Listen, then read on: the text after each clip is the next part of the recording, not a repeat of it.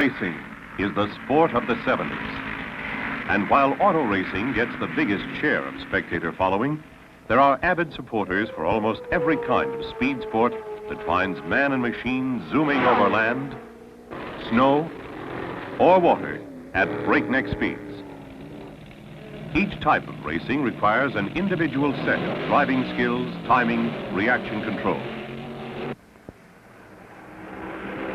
But it's the appeal of competition that pits man against man in quest of fame and glory that comes with the checkered flag. It cost $25.5 million to turn a vineyard into a racetrack, and it was worth it. On Sunday, September 6, 1970, during the Labor Day weekend, the newest, most modern raceway in the world, the Ontario Motor Speedway, opened with the inaugural running of the California 500. California racing fans were eager for the thrills of Indianapolis-style competition. By 10 o'clock, a full hour before race time, the grandstands were full. A paid attendance of 180,223 spectators anxiously awaited the start of their first California 500.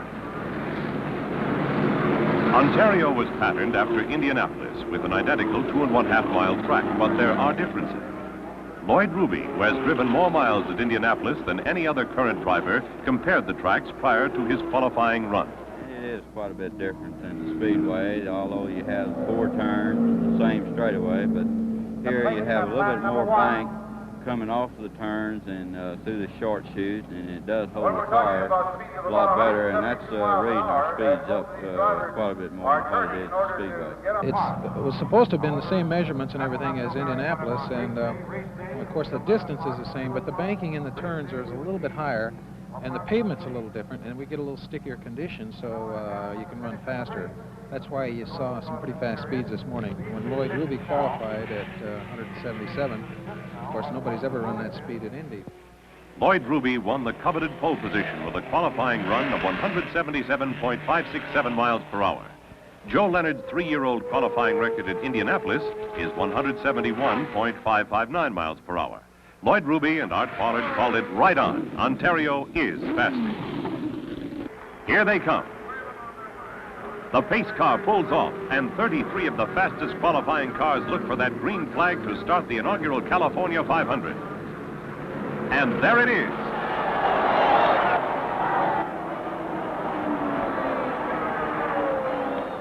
Lloyd Ruby takes the lead, with Al Unser challenging Dan Gurney for the number 2 spot. Unser takes it on the back straight, and into turn 3, it's Ruby, Unser, and Gurney. Though designed and built with safety in mind, the Ontario Motor Speedway does have some peculiarities of its own.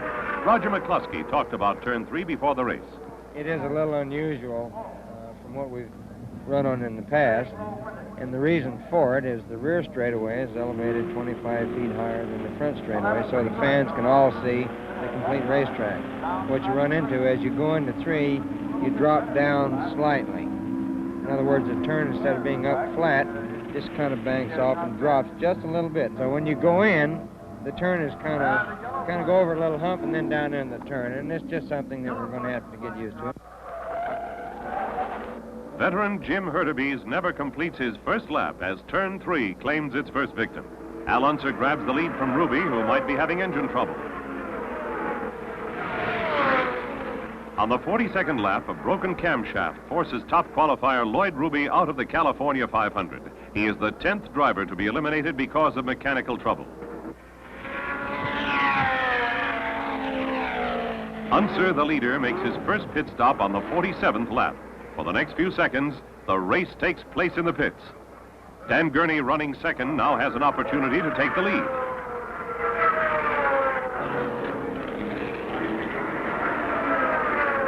Streaking down the main straight, Gurney passes Unser, still in the pits, to take the lead.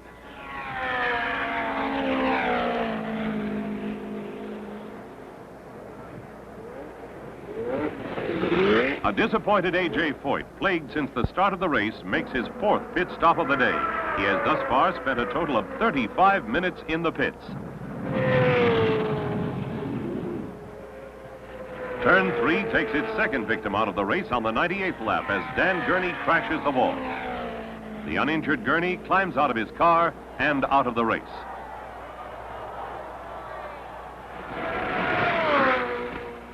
This year's Indy 500 winner, Al Unser, driving the Johnny Lightning Special, is now in the lead.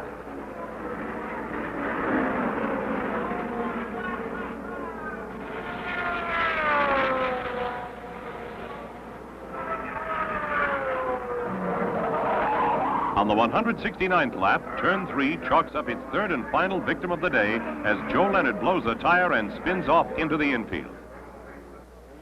The strain of running at top speed for over 3 hours takes its toll. While running in third place, Mario Andretti drops out with mechanical trouble. After leading the race for over 80 laps, Al Unser in car number 2 can't get his engine to fire up coming out of his final pit stop, and has to pull off the track and out of the race with a blown turbocharger. The crowd looks for a new leader.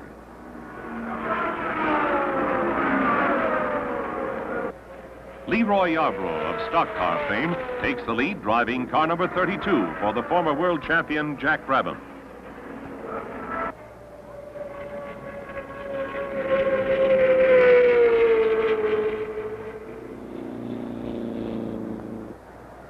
Luck runs out for Leroy after leading for 5 laps as his engine strains and blows the turbocharger.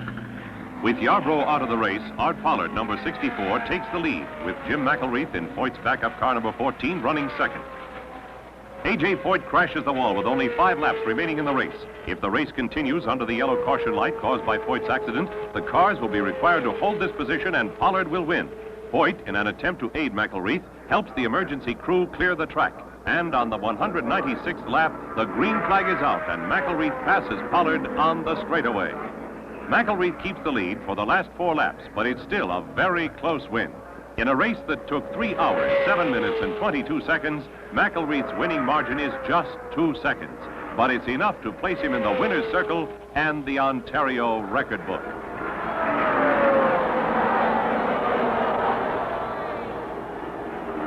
A very happy A.J. Foyt congratulates his teammate. Jim McElreath is the winner of the first California 500. To keep their reflexes sharp and for the fun of it, professional drivers such as Bobby Unser, Parnelli Jones, Joe Leonard, and Roger Ward try their hands at racing snowmobiles.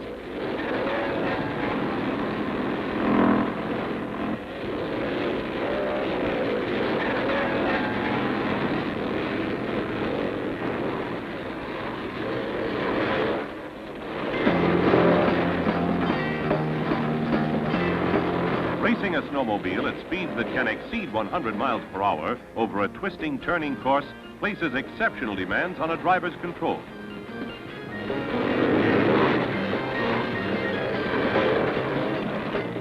Run the race in a snowstorm and the demands are drastically increased.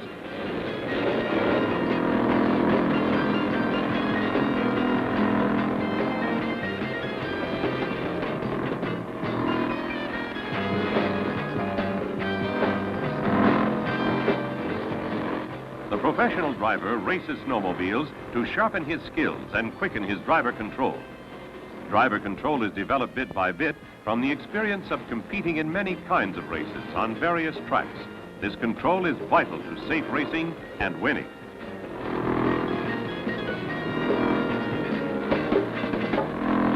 Championship driver Bruce Walkup recalls the beginning of his racing career. My father had a midget that he ran right after the Second World War, and he was an avid race fan, good mechanic, and he and I got together. We purchased a sprint car, and I cut my racing teeth out at Ascot Park in Gardena. Midgets and sprints provide the proving ground for new drivers. His talent and native ability are tested. It is here that he learns and develops control, and that control, once learned, cannot be allowed to become rusty.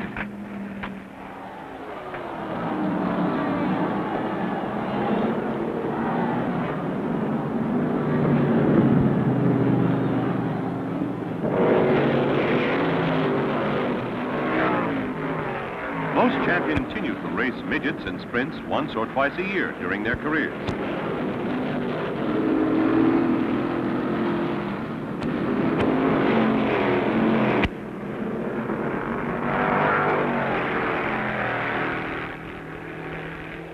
Midgets and sprints are raced on both paved and dirt tracks.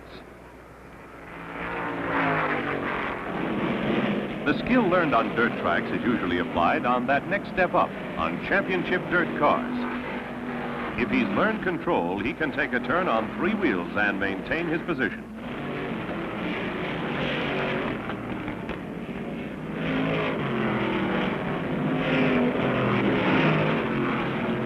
Midgets, sprints, championship dirt cars. These represent the upward climb for most drivers, but not all. There is another form of competition that calls for a different breed of driver, a different set of reflexes and driver control.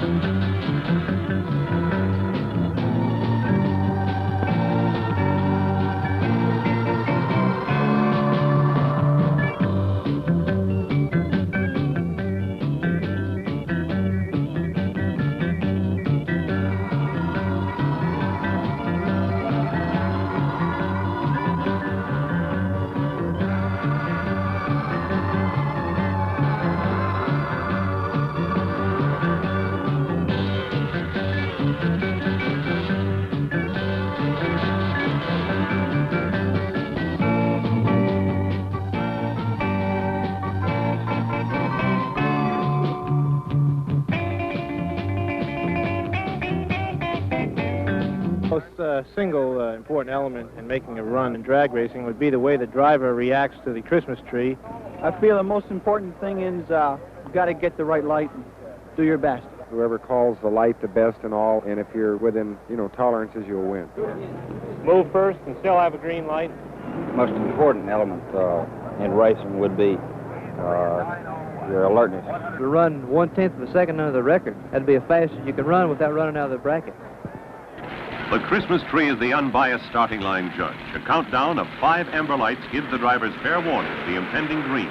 Jump the green light and you're disqualified. Hesitate and you're beaten.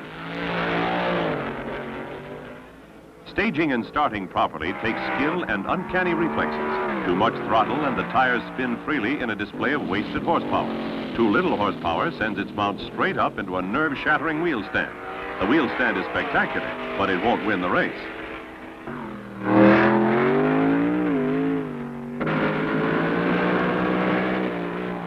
Ronnie Sox and Buddy Martin, the first team to win every major pro stock drag racing title. Let's take a ride with the professional, Ronnie Sox of the Sox and Martin team.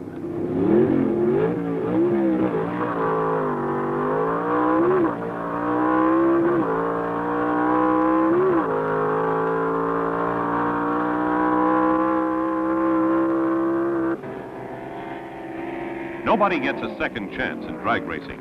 Either you win or you're eliminated. Matched cars compete with each other until one car in each class stands alone as the top eliminator. It isn't how fast you go, it's who crosses the finish line first that determines the winner.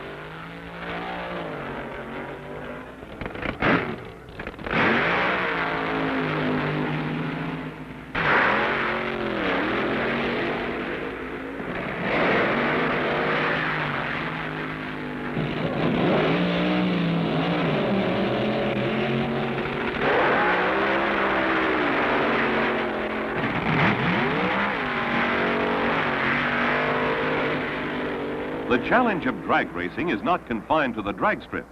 The drag boat driver is faced with many of the same conditions that his counterparts face on the drag strip. He must develop the skill of catching the start light at the right instant and control his boat the full length of the course. Drag boats have reached speeds that approach the 225 mile per hour of dragsters. Mr. Ed has been clocked from an idle to 202 miles per hour in just over 7 seconds. This is the highest speed ever recorded by a propeller-driven craft.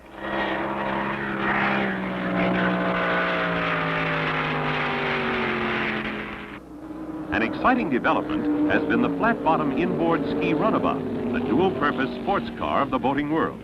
These craft are the fastest turning, fastest accelerating course racing boats in existence when set up for competition.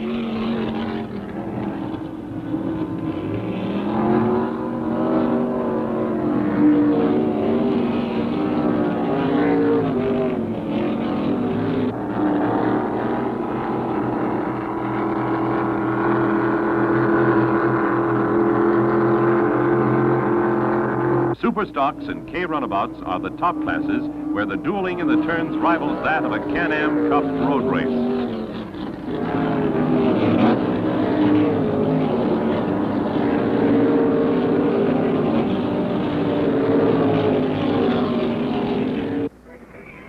Boat racing continues to draw larger crowds and offer bigger and better prizes every year.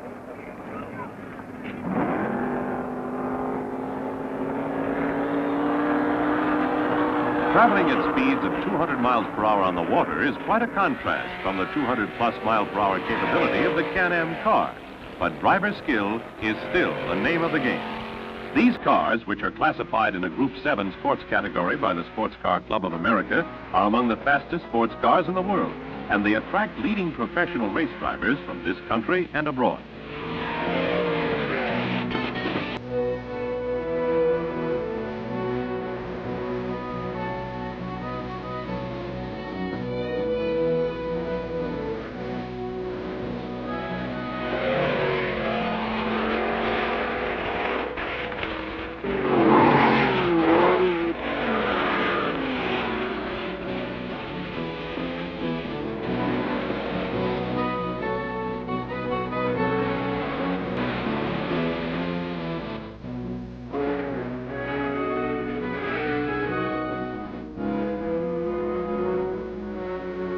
But how does one get to be a professional sports car driver? The best and fastest way is to attend a driver's school, such as the one conducted by Bob Bondurant at the Ontario Motor Speedway. Bondurant, an active campaigner in the Can-Am series, teaches aspiring drivers not only the proper way to drive and win, but how to properly maintain their cars. You can't win if you don't finish. From the driving school, students go on to the practical side of racing, actual weekend race competition.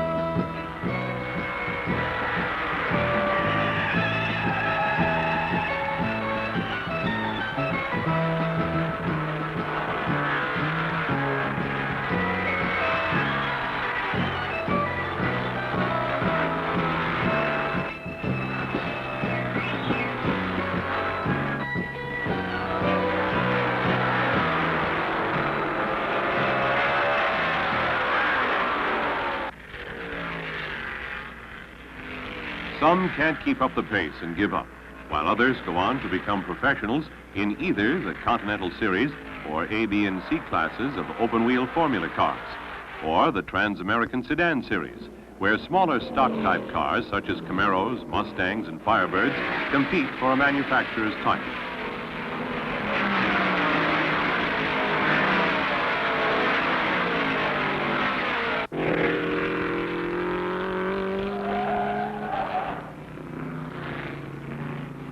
The Trans Am cars are highly relatable to the race spectator.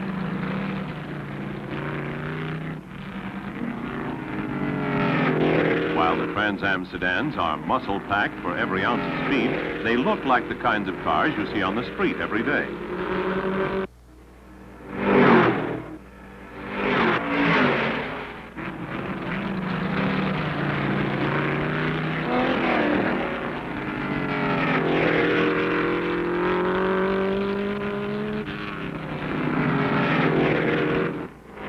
With the larger stock cars, Ford, Chevys, Plymouths, and Dodges lead the field, and the fans love the fast-paced bumper-to-bumper action.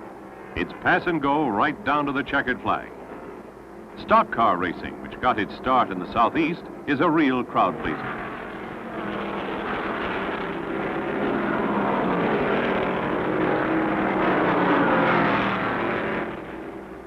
Parnelli Jones in car number 21 leads the Motor Trend 500 with fast-charging A.J. Foyt running second. Jones has a 48-second lead over Foyt, and he tries to get out of the pit in time to hold that lead. But Foyt passes Jones before he can get back onto the track.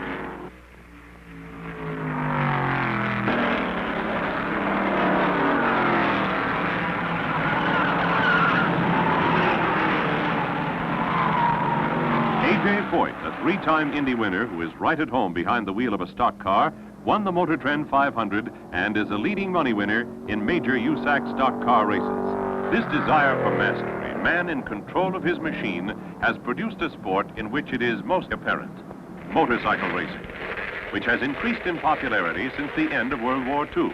In motorcycle racing, speed is not of primary importance. The ability to handle the machine, to control it under all conditions, over every kind of terrain, is what matters.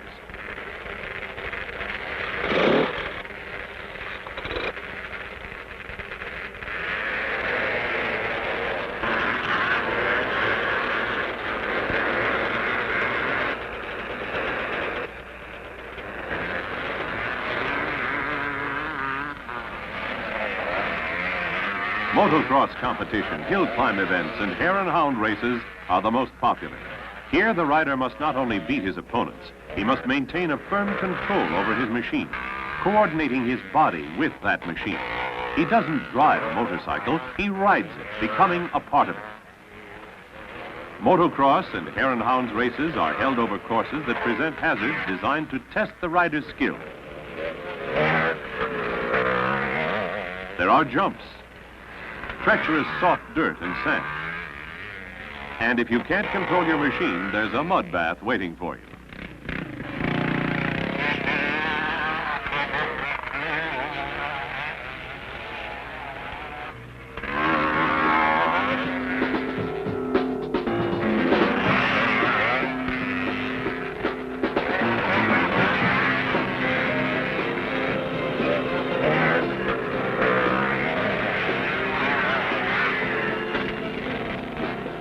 It takes body English to bank into and out of a hairpin turn.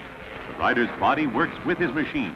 He's a functioning part as well as the guiding control.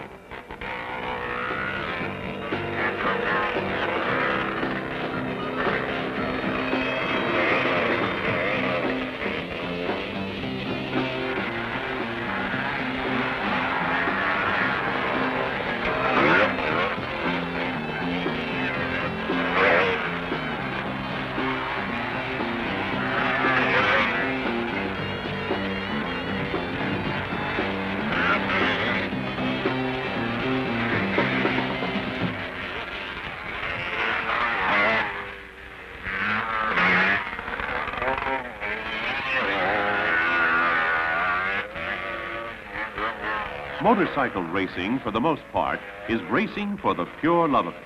American riders do not earn a living competing in motocross, hill climbs, or hare and hounds. They race for trophies, for the symbol that they, too, have proved themselves better than the rest, at least once. Racing is our fastest-growing sport, not solely because of great spectator interest. Racing is a sport in which the spectator can become involved personally, in which he can participate. The circle of racing is ever widening with something for everyone, whether you're a spectator or a participant. The machine is the equalizer when man is at the controls. What counts is the skill in being able to handle that machine, beating your competition to the finish line. Racing gives man an added dimension. The combination of driver and machine can perform that which man cannot perform alone.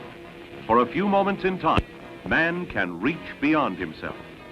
This, then, is part of the reason why racing has become the sport of the 70s.